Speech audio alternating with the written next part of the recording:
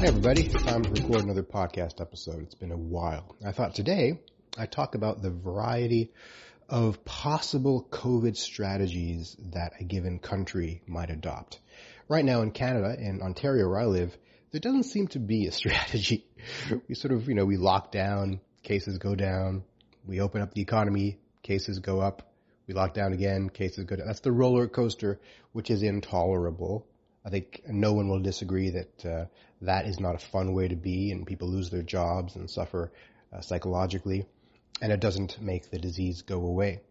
And we can look around other parts of the world, like Australia, New Zealand, who have somehow managed to get to zero COVID cases.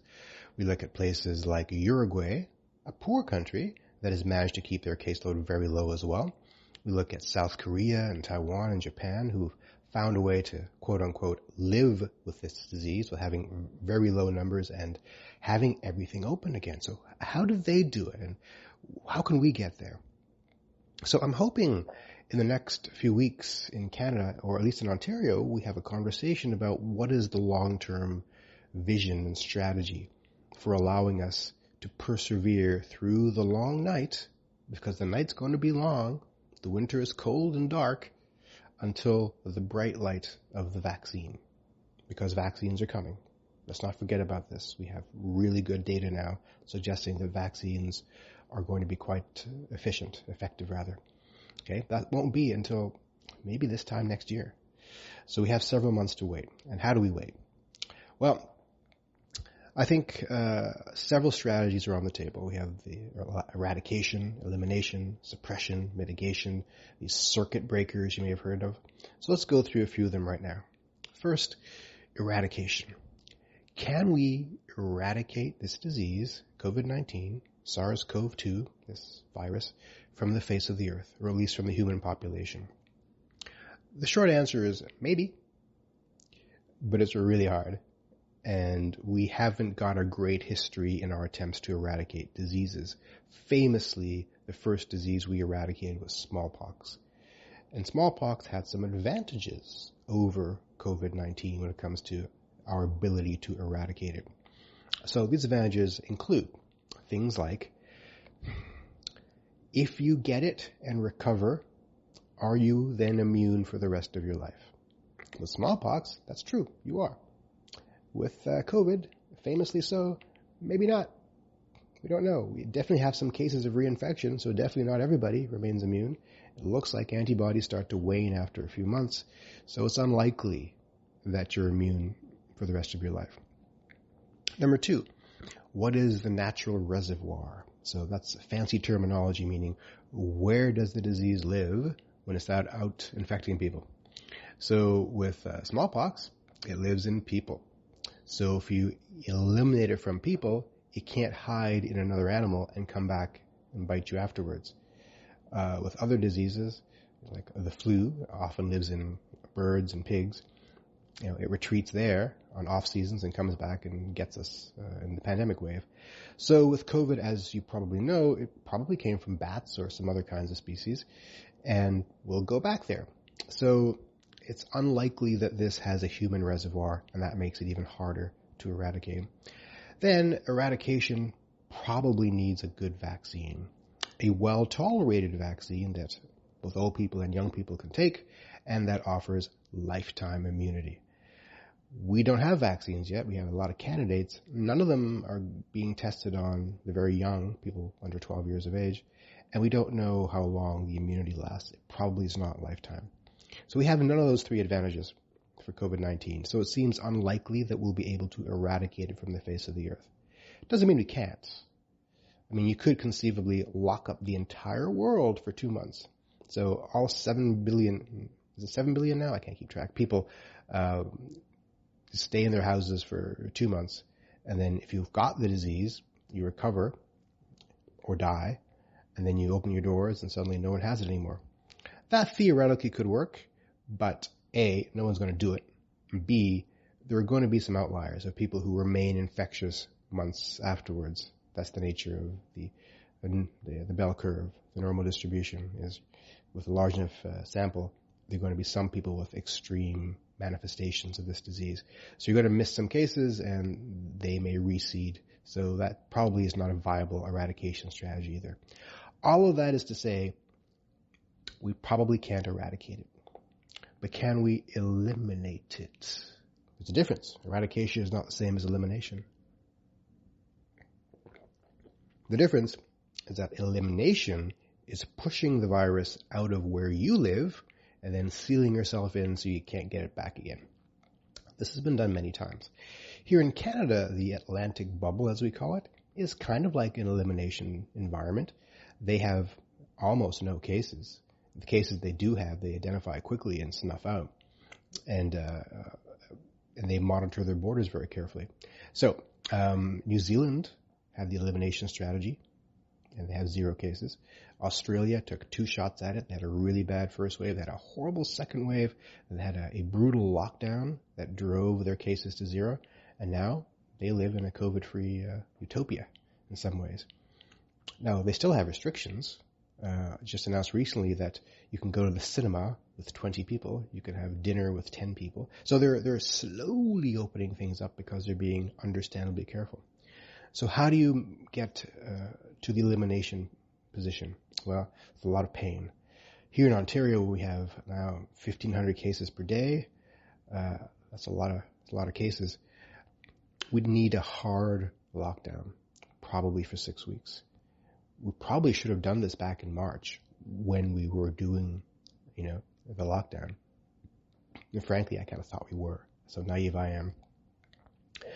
So you lock down hard, get your cases down to 0.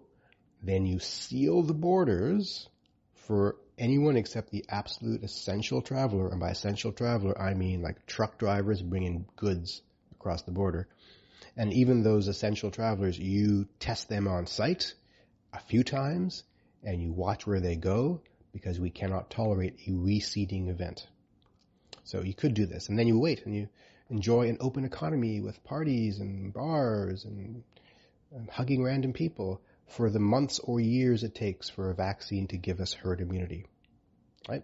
So there's the advantage here. Short-term pain, a lot of pain, a 6-week lockdown.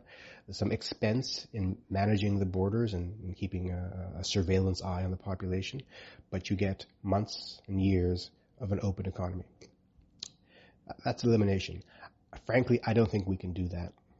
I don't think we have the political will or the stomach to manage an elimination strategy. That takes us to what's being talked about now, which is circuit breakers. And circuit breakers, that's a term made up by advisors to the British government as a short-term lockdown. And they call it that because I think it's more palatable than saying you're going to suffer for 2 weeks. Circuit breaker sounds more scientific, more technical, like we know what we're doing. And the advantage of a circuit breaker is it's a 2-week hard lockdown, maybe more, 3 weeks, maybe. But the key is you tell people exactly how long it's going to be so they can plan. If you're a store owner, for example, I don't need to order any supplies for 2 weeks. I can give my employees furlough for exactly 2 weeks. I can save on this expenditure for exactly 2 weeks and know that I have to spend money again on the 3rd week. So that is more amenable to people's lives and more saleable to most people. The thing about a circuit breaker, though, is it's meant to buy time. And the analogy I've been giving in media is it's like if you're treading water in the ocean and you just can't, you're going to drown. You're struggling. A helicopter shows up, and that's the circuit breaker. The helicopter picks you up out of the water, lets you catch your breath, but then it drops you back in again. So you're back where you started, but you got more strength now because you got your breath. So it doesn't solve the problem. It just buys you time. People say it flattens the curve. It doesn't flatten the curve. It just slows the growth of the curve.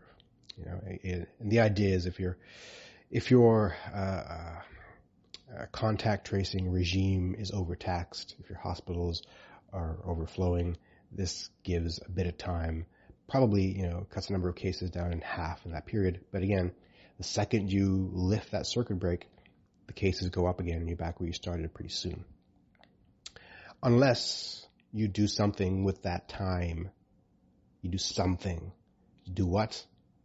any number of things, deploying public health assets, encouraging people to have fewer contacts, et cetera, et cetera, et cetera.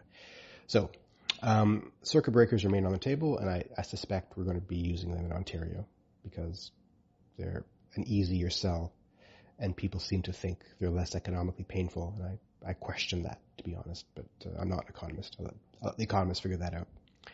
That leaves us with suppression and mitigation. So mitigation is essentially washing your hands, wearing a mask, just trying to reduce transmission where you can. It's kind of like give it up.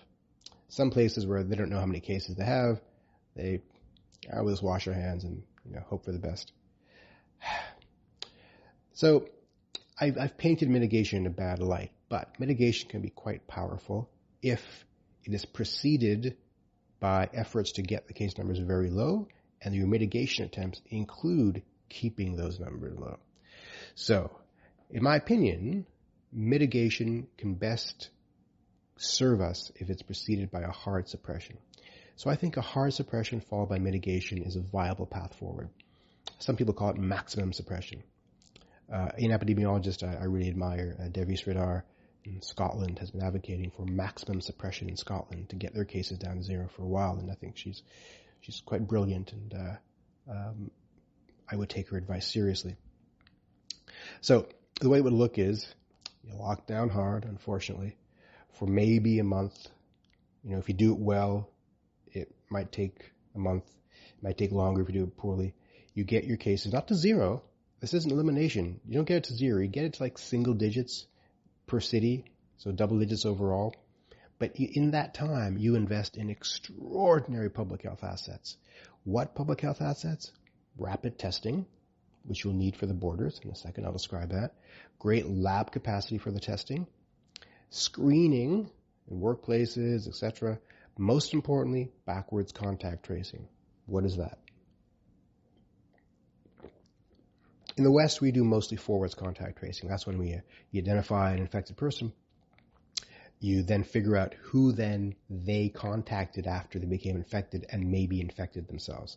So if you get their contacts, you can investigate and probably prevent them from spreading it on further. Fantastic. If you do it really well, some estimates say you can get 5 to 15% more cases identified. Backwards contact tracing is when you get an infected person, you look backwards in their timeline to see where they were, which super spreading opportunities they were attending that likely is where they got it from. Maybe they went to a restaurant or a church or a bar or a party or something. Then you go to that event and you saturate test everybody. That way you prevent them from infecting other people. So some studies suggest that if you do this approach, you get 2 or 3 times more case detection than you would otherwise. This is what South Korea does, and they're able to stay open. Right? The Japanese criticize us as looking at the trees and not the forest. If we can find forest clusters, we can prevent clusters from causing super spreading events, and we're golden. Okay, so for backwards contact tracing, you need some public buy-in. To do it well, the tracers need to be able to track your credit card history, maybe your mobile phone data. And we have a QR code system, so every business would have a QR code in the front, and to get in, you got to scan it with your mobile phone, and that creates an electronic log of everyone who's been there that lasts for about 2 weeks. So if anyone is infected, we track their history, and they were at this event, that we know exactly who to contact in that log, and then it speeds things up pretty well. So again, it requires public compliance with this kind of invasion of privacy, unfortunately. But maybe we can do it to a lesser extent. So there are some places in Quebec and Ontario that do backwards contact tracing when they can, but it's not part of official policy. I think backwards tracing should be the vanguard of a public health strategy going forward in Ontario. So, hard suppression, get the case numbers down low, deploy backwards tracing and a lot of testing. I didn't mention the third part of the mitigation strategy that's needed for the hard suppression mitigation strategy, and that is monitoring your borders. If we look at the Asian countries that have done well, they all have 2 things in common. One, they do case detection really well, and case detection is contact tracing and testing. And the second thing they do is they monitor their borders extremely well. So they do not allow seeding events from entering their country. In Canada, 2/3 of travelers entering are quarantine exempt. Did you know that? Understandably so. They're military, they're diplomats, or they're people delivering stuff that we need. But just because you're quarantine exempt doesn't mean we can't investigate you to make sure you're not a seeder. And SEEDER, not CEDA. They're not trees. So, and one way we can do that is to use our new rapid antigen tests, which aren't great tests, but they're good enough for this purpose. And you just make sure everyone gets a rapid test when they enter the country every couple of days, because if you get a false negative, you won't get multiple false negatives if you retest. So we can do these things. That's how Australia and New Zealand manage. They monitor their borders. That's how Asian countries manage. Uruguay, they follow the mantra of acting early, acting hard. So they locked down early in the first sign of cases, drove the cases to zero, and invested in a national strategy for producing tests. They make their own tests, and they have a lot of testing going on. So they do a similar thing. A poor country like Uruguay can do this. So those are the options on the table. I don't advise anybody. I'm a nobody. So don't send me hate mail like I'm making the world worse. No one listens to me. Haven't got any powerful friends. I'm just saying, from an analysis point of view, these are some of the options that are on the table. And I'm hoping that the decision makers are taking them seriously and balancing them against the economic pain and the psychological pain. But remember, there is a very bright light at the end of the tunnel. And that bright light is vaccines. Vaccines are real. They're here. Many of them are coming. But that tunnel is long. It might be many months long. So buckle in. And what I want is for us to have a comfortable time as we wait for the vaccine to have penetration. I don't want us to panic and to suffer. I don't want anyone to lose their jobs or their lives. So we can do this, people. Just take some vision and political will and public compliance. Thank you.